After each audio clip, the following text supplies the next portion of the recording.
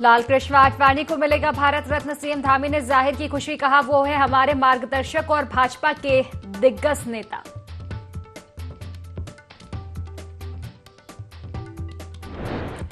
पौड़ी दौरे पर रहे मुख्यमंत्री पुष्कर सिंह धामी। दिशा ध्यानी थौला मेला का किया उद्घाटन। 800 करोड़ की विकास योजनाओं का किया लोकार्पण और शिलान्यास।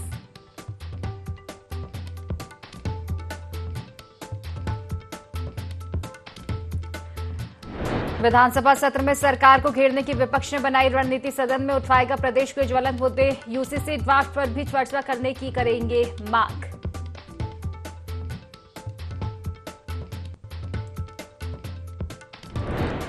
रुड़की के जोगेंद्र हत्याकांड का पुलिस ने किया खुलासा। बेताही निकला वारदात का मास्टरमाइंड। नोएडा से बुलाए गए थे शूटर।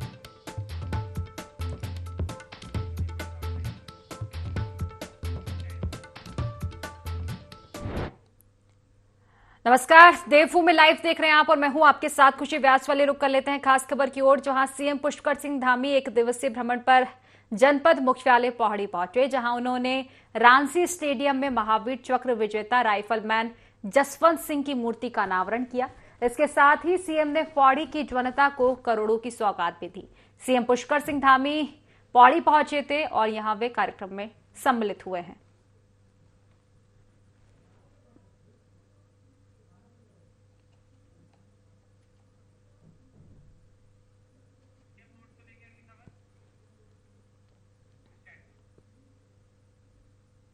सीएम पुष्कर सिंह धामी पौड़ी दौरे पर रहे, जहां कार्यकर्ताओं ने उनका स्वागत किया। इस दौरान सीएम धामी ने रांसी में कंडोलिया पार्क तक मेगा रोड शो किया। साथ ही सीएम ने कंडोलिया पार्क में अर्बन हाट का निरीक्षण भी इस दौरान किया। तो पौड़ी के दौरे पर रहे सीएम पुष्कर सिंह धामी, कार्यकर्ताओं ने उनका स्वागत किया है। सीएम धामी ने रांसी से कंडोलिया पार्क तक मेगा रोड शो किया है। साथ ही सीएम ने कंडोलिया पार्क में अर्बन हाट का निरीक्षण भी इस दौरान किया है।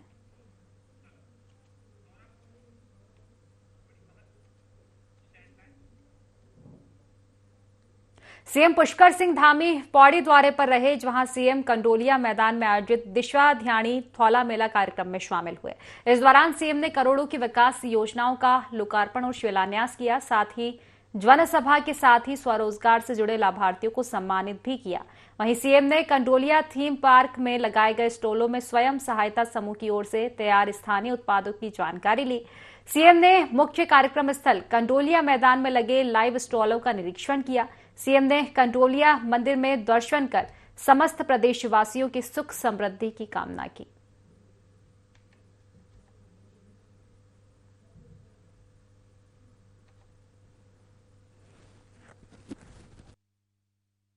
शक्ति का उत्सव, इसके पीछे एक ही हेतु है।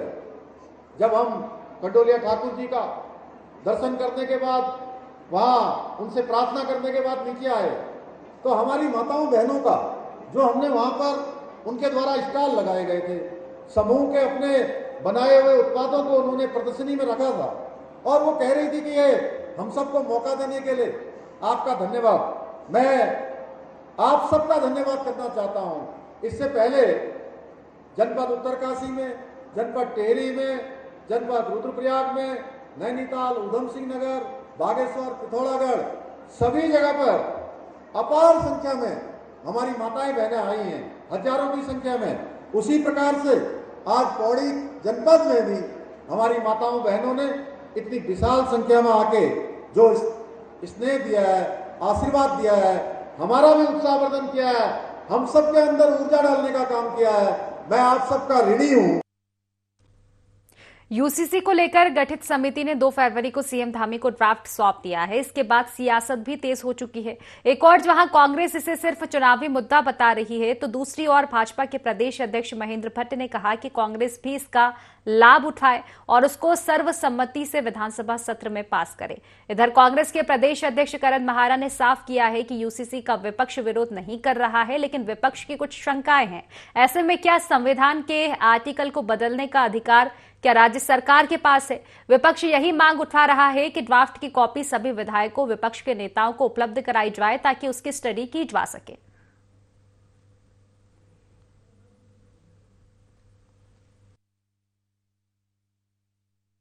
अपने संकल्प पत्र में इस बात की घोषणा की थी कि सत्ता में आने के बाद हम समान नागरिकता संहिता को लागू करेंगे। और आज मुझे बहुत प्रसन्नता है कि जो कमेटी बनी, कमेटी ने अपना ड्राफ्ट सरकार को सौंप दिया है। और भी आश्वस्त हूँ कि जब सदन में जाएगा तो देवभूमि में ये विधेयक सर्वसम्मति से पारित होगा।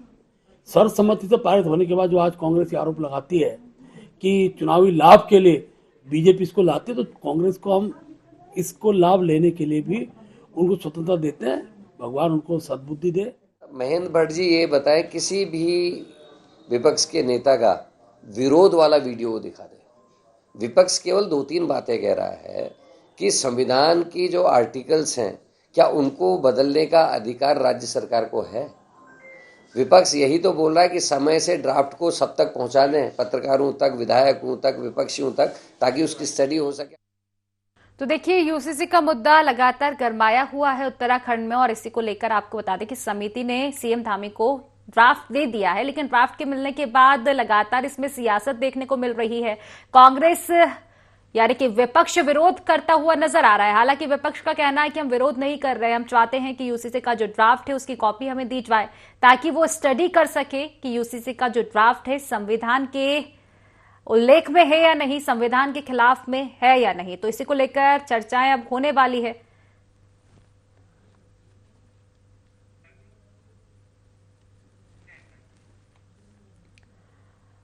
उत्तराखंड की धामी सरकार प्रदेश के विकास के लिए लगातार काम कर रही है। प्रदेश सरकार राज्य और केंद्र सरकार द्वारा चलाई जा रही कल्याणकारी योजनाओं के प्रचार प्रसार के लिए और योजनाओं की विस्तृत जानकारी के लिए अभियान चला रही है। उत्तराखंड की महिलाओं को स्वयं सहायता समूह के माध्यम से रोजगार देने का काम भी किया जा रहा है। सीएम पुष्कर सिंह धामी ने नारी शक्ति वंदन महोत्सव के तहत महोत्सव में प्रतिभाग किया। सीएम ने रुद्रप्रयाग जिले के विकास के लिए 467.78 करोड़ रुपए की योजनाओं का लोकार्पण और शिलान्यास किया। भाजपा प्रदेश मीडिया प्रभारी मनवीर सिंह चौहान ने बताया कि प्रदेश सरकार उत्तराखंड के प्रत्येक वर्ग के उत्थान के लिए काम कर रही है और उत्तराखंड की महिलाएं आत्मनिर्भर बने, इस दिशा में सीएम पुष्कर सिंह धामी लगातार काम कर रहे हैं।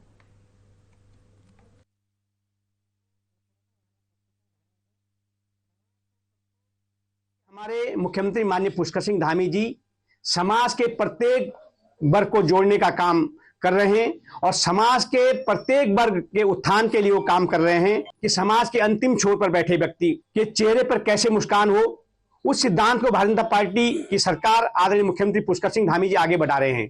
पूरे प्रदेश भर में सभी जिलों में नारी शक्ति अभिनंदन का कार्यक्रम आयोजित हो रहे हैं और जिस प्रकार से मातृशक्ति का जो उत्साह हमारी सरकार के प्रति, आदरणीय मुख्यमंत्री जी के प्रति जो उनका दिख रहा है कि जो सरकार की योजना है और जो महिलाओं के उत्थान के लिए हमारी सरकार ने काम किए हैं, उसको लेकर के पूरी मातृशक्ति का आशीर्वाद भारतीय जनता पार्टी के साथ है, आदरणीय मुख्यमंत्री के साथ है। उत्तराखंड विधानसभा का सत्र 5 फरवरी से शुरू होगा, इसकी तैयारियां पूरी कर ली गई है। विधानसभा सत्र में धामी सरकार यूसीसी ड्राफ्ट को लेकर विधेयक पेश करेगी, वहीं विपक्ष भी सरकार की घेराबंदी करेगा। कांग्रेस प्रदेश अध्यक्ष करण महारा ने कहा कि विपक्ष के एसएससी भर्ती घोटाला, पटवारी पेपर लीक, अंकिता भंडारी हत्या मामला सहित तमाम मुद्दों को सदन में उठाएगा।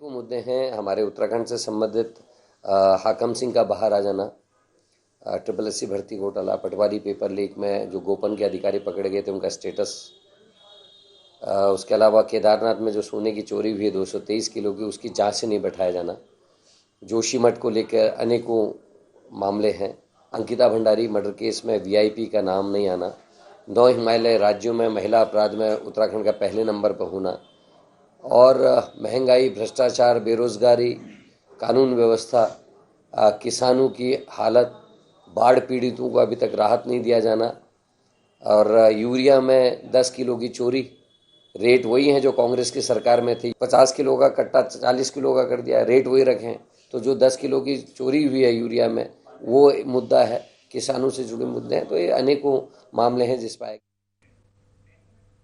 लालकुआं में बीजेपी के गांव चलो अभियान को लेकर मंडल कार्य समिति की बैठक हुई, जिसमें 9 फरवरी से शुरू होने वाले गांव चलो अभियान को लेकर चर्चा की गई। अभियान 11 फरवरी तक चलेगा, जिसमें बीजेपी कार्यकर्ता गांव-गांव के प्रत्येक बूथ पर जाएंगे और लोगों की समस्याओं का समाधान करने की कोशिश भी करेंगे।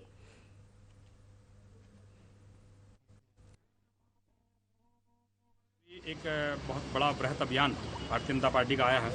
इसके निमित्त गांव चलो अभियान, जो कि हमारे इसकी कार्यशाला प्रदेश स्तर पर हुई और उसके बाद हमारे जिले स्तर पर भी 30 तारीख को कार्यशाला संपन्न हुई। आज प्रत्येक मंडलों की कार्यशाला की जो क्रम चल रहा है, उसी क्रम में आज हम यहाँ लालकुआं मंडल पर इस कार्यशाला में बैठे, जिसमें कि हमारे सभी सम्मानित इस मंडल के पदाधिकारीगण, मंडल पर निवास करने वाले हमारे जो वरिष्ठ जन हैं, इनके साथ हमने बैठ करके एक रचना योजना बनाई है, जिसके निमित्त एक बहुत जो हमारा कार्यक्रम है, प्रत्येक गाँव तक, प्रत्येक बूथ तक पहुंचने का जो कार्यक्रम है, वो कार्यक्रम आज से शुरू हो जाएगा। 9 से 11 तारीख तक हमारा कार्यकर्ता प्रत्येक बूथ पर प्रवास करेगा और वहां हर अपने वोटरों के पास पहुंचने का प्रयास करेगा। गांव चलो अभियान के लालकुआं मंडल की कार्यशाला का आयोजन हुआ, जिसमें यहाँ के सभी कार्यकर्ताओं ने 9, 10, 11 को जो पार्टी का 9, 10, 11 फरवरी को जो पार्टी का गांव चलो अभियान होने वाला है, उसके निमित्त कार्यकर्ताओं को आवश्यक निर्देश दिए गए और बहुत ही उत्साहजनक कार्यकर्ताओं में जो है उत्साह देखने को मिल रहा है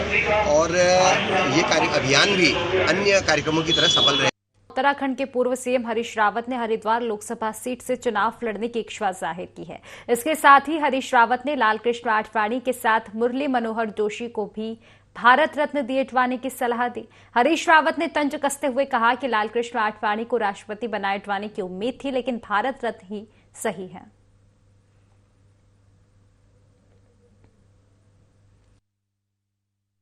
चलिए, राष्ट्रपति पद की उम्मीद लगाए बैठे थे मोदी जी से, तो भारत रत्न मिल गया, लेकिन मुझको तो अपने पंडित जी की चिंता है, मुरली मनोहर जोशी जी की। अगले साल तो इनकी सरकार आएगी नहीं, तो इस साल उनके साथ साथ मुरली मनोहर जोशी जी को भी दे देते तो अच्छी बात है। उत्तराखंड में पुलिस लोकसभा चुनाव की तैयारियों में लगी है। इसके तहत हरिद्वार में एसएसपी प्रमेंद्र डोभाल ने यूपी की सीमावर्ती जनपदों के अधिकारियों की बैठक ली। बैठक के बाद एसएसपी प्रमेंद्र डोभाल ने बताया कि बैठक में सूचनाओं के आदान प्रदान और बॉर्डर पर सघन चेकिंग प्वाइंट चिन्हीकरण के बारे में विस्तार से चर्चा हुई है।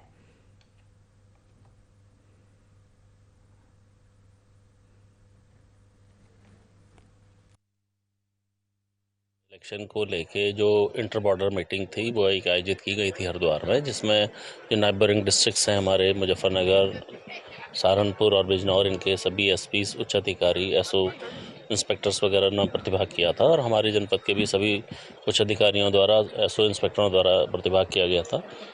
इसमें इंटर बॉर्डर जो हमारे चेक पॉइंट्स हैं उस पर चर्चा की गई, जिसमें हम यूनिफाइड चेकिंग करा सकें। जो इलिसिट वेपन है, इनकी तस्करी वगैरह की रोकथाम के लिए जो एक कार्य योजना है, उस पर कार्रवाई के लिए एक कार्य योजना बनाई गई थी, उस पर हम लोगों ने वर्क कर रहे हैं। चेक पॉइंट्स हमें बनाने हैं। अवैध मादक पदार्थों की तस्करी जो है, अवैध हथियारों की तस्करी आगामी चुनाव को देखते हुए उस संबंध में समन्वय बनाया गया है। अपराधियों की सूची, वारंटीज जितने भी हैं जो फरार अभियुक्त हैं, उनकी भी सूची जो है आदान प्रदान की गई है। लोकसभा इलेक्शन के दृष्टिगत आज हरिद्वार के सीसीआर में इंटर स्टेट बॉर्डर मीटिंग हुई है और इस मीटिंग में दोनों जनपदों के मध्य सूचनाओं का आदान प्रदान हुआ है कि किन पॉइंट्स पे हमारे पिकेट्स लगने हैं, कहाँ पे बैरियर लगने हैं, हमारी कौन सी सीमाएं हैं, कौन कौन से गांव लगते हैं और ऐसे कौन से पॉइंट्स हैं जहाँ से अपराधियों का आवागमन हो सकता है। इन सारे बिंदुओं पर एक दूसरे के साथ सूचनाओं का आदान प्रदान हुआ है और जिससे कि आगामी लोकसभा चुनाव शांतिपूर्ण तरीके से संपादित किए जा सके। रुड़की के इब्राहिमपुर देह गांव के पास झुग्गी झोपड़ी में रहने वाले कबाड़ी की चाकू से गोद कर हत्या कर दी गई। परिजनों के मुताबिक पैसे के लेन देन को लेकर विवाद चल रहा था और यह विवाद काफी समय से चल रहा था। पुलिस अधिकारी मौके पर पहुंचे और जांच पड़ताल शुरू कर दी है।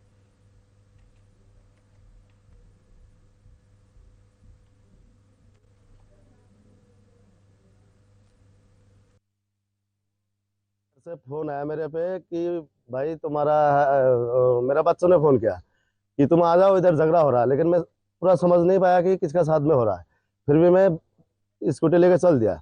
अब भाई वहाँ पहुँचने से पहले और एक बंदा का फोन आया तो कह रहा कि तुम्हारे भाई को चाकू चूकू मार दिया किसी ने, तो भाई वो जो है भारत हॉस्पिटल पे है, भर्ती करा दिया। तो मैं आया भारत हॉस्पिटल पे, आया आगे देखा कि भाई वो अंदर भर्ती करा हुआ है, किसी ने भर्ती कर दिया। तो भाई वहां से फिर डॉक्टर थोड़ी देर बाद बता रहा कि भाई इसे जो है यहाँ से कहीं और ले जाना है, चल जाए आरोग्य में। तो भाई वहां पहुंचने से पहले ही दम तोड़ दिया, मर गया। चाकू से हमला हुआ है इधर इस साइड में दोनों जगह पे हमला हुआ है।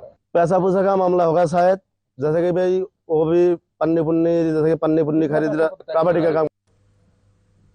उत्तराखंड के पहाड़ी क्षेत्र में वेस्टर्न डिस्टरबेंस के चलते हुई बर्फबारी के बाद अब मौसम सामान्य हो चला है। बद्रीनाथ नेशनल हाईवे पर हनुमान चट्टी बद्रीनाथ क्षेत्र में सड़क से बर्फ हटाने का कार्य जारी है।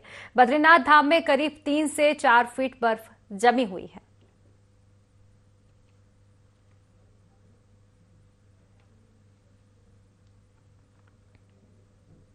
तो देखिए, नेशनल हाईवे पर बर्फ जम चुकी है। सड़क से बर्फ हटाने का हालांकि कार्य लगातार जारी है। बद्रीनाथ की अगर हम बात करें तो 3 से 4 फीट बर्फ यहां पर जम चुकी है, क्योंकि बर्फबारी लगातार जारी है।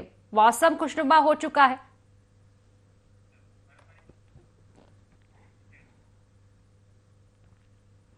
देश के प्रसिद्ध पर्यटन स्थल मसूरी में इन दिनों पर्यटकों की भीड़ देखने को मिल रही है। आपको बता दें कि भारी हिमपात के बाद बर्फबारी का नजारा देखने के लिए सैलानियों का हुजूम उमड़ पड़ रहा है।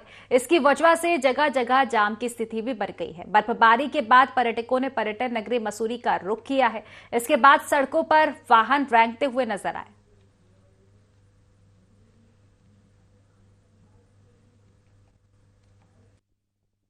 मसूरी में हल्की फुल्की बर्फ पड़ी है और आज हम लोग सुबह जल्दी आ गए थे और जैसे हम लोग मसूरी आए तो मसूरी पूरा बर्फ से ढका हुआ था।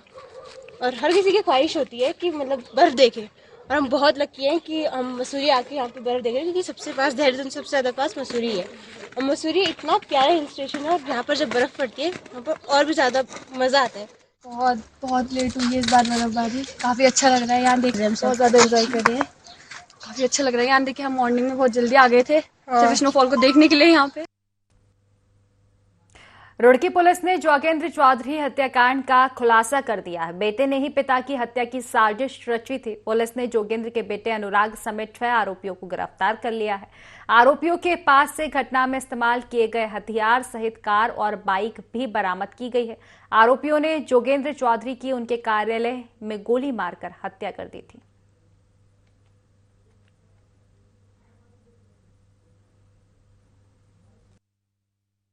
जिनका नाम था, इनकी हत्या इनके ऑफिस में ही कर दी गई थी, जिसमें सीसीटीवी फुटेज से भी ये बात सामने आई थी कि 3 लोगों के द्वारा ये हत्या की गई थी और ये ऑटोमेटेड वेपन से हत्या की गई थी। इसमें 10 राउंड टोटल फायर हुए थे।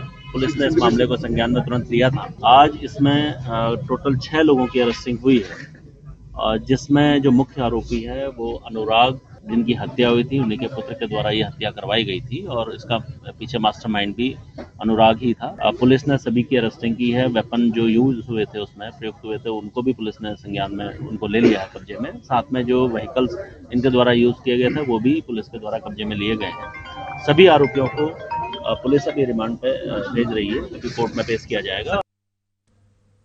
तो बद्रीनाथ केदारनाथ मंदिर समिति की वर्चुअल यात्रा बैठक में यात्री सुविधाओं पर अहम चर्चा हुई। इसमें श्री बद्रीनाथ केदारनाथ मंदिर समिति ने आगामी यात्रा काल को देखते हुए व्यवस्थाओं में व्यापक सुधार और बद्रीनाथ केदारनाथ धाम और सभी मंदिरों में तीर्थयात्रियों को दर्शन पूजा के साथ साथ अन्य सुविधाएं देने की कवायद शुरू कर दी है। आपको बता दें कि मंदिर समिति के अध्यक्ष अजेंद्र अजय के निर्देश पर मुख्य कार्याधिकारी योगेंद्र सिंह ने देहरादून कार्यालय से अधिकारी कर्मचारियों की वर्चुअली बैठक को संबोधित किया, जिसमें उन्होंने बताया कि बद्रीनाथ धाम के कपाट खुलने की तिथि 14 फरवरी बसंत पंचमी को तय हो जाएगी। बद्रीनाथ मंदिर समिति की वर्चुअल यात्रा की ये बैठक रही, जिसमें तमाम चीजों को लेकर चर्चा हुई है।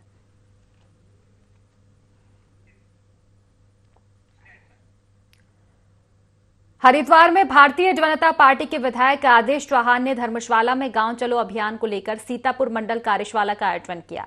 कार्यशाला का आयोजन मंडल अध्यक्ष नागेंद्र राणा की अध्यक्षता में किया गया। कार्यशाला के मुख्य अतिथि आदेश चौहान ने प्रवास के लिए कार्यकर्ताओं को संगठन की जिम्मेदारियों से अवगत कराया। साथ ही आगामी लोकसभा चुनाव की तैयारियों के लिए कमर कसने के लिए भी कहा। साथ ही केंद्र और राज्य सरकार की योजनाओं के लिए लोगों को जागरूक करने को भी कहा गया।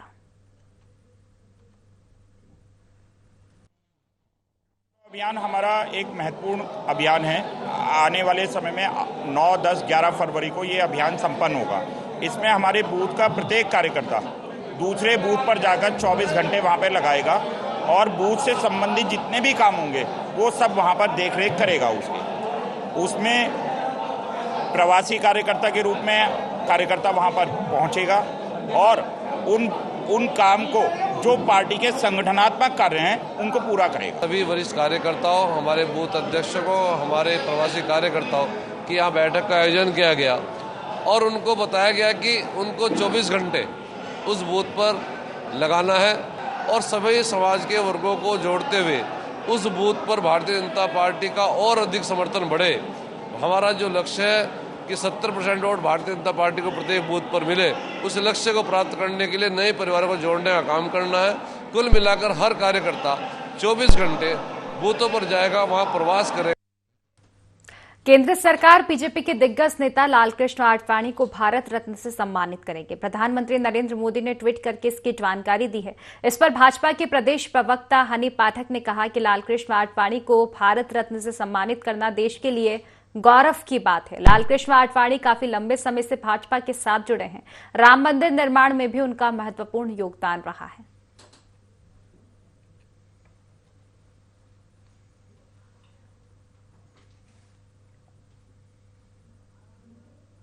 तो देखिए, लालकृष्ण आडवाणी को भारत रत्न से सम्मानित किया जा रहा है। इसको लेकर पीएम मोदी ने ट्वीट कर जानकारी दी थी।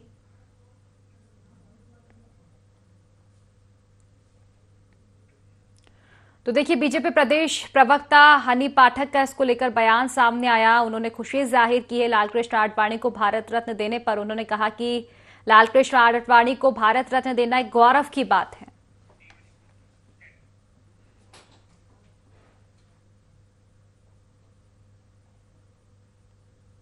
तो पहाड़ों में बर्फबारी और शीतलहर के बीच एक और जहां नंदा देवी राष्ट्रीय पार्क जोशीमठ वन अग्नि सुरक्षा सप्ताह के तहत पूरे जोशीमठ क्षेत्र में वनों और वन संपत्तियों को आग से बचाने और वन्यजीव प्राणियों की सुरक्षा को लेकर जन जागरूकता अभियान चलाकर लोगों को जागरूक कर रहा है। वहीं एक बार फिर से सीमांत की पहाड़ियों समेत एरा बीट में आग सुलगने लगी है। आपको बता दें कि आग के चलते नंदा देवी राष्ट्रीय पार्क भी अलर्ट मोड पर आ चुका है। वहीं इस आग के लगने से एरा बीट में जैव विविधता से भरे वन संपदा और वन्य जीवों को खतरा पैदा हो सकता है।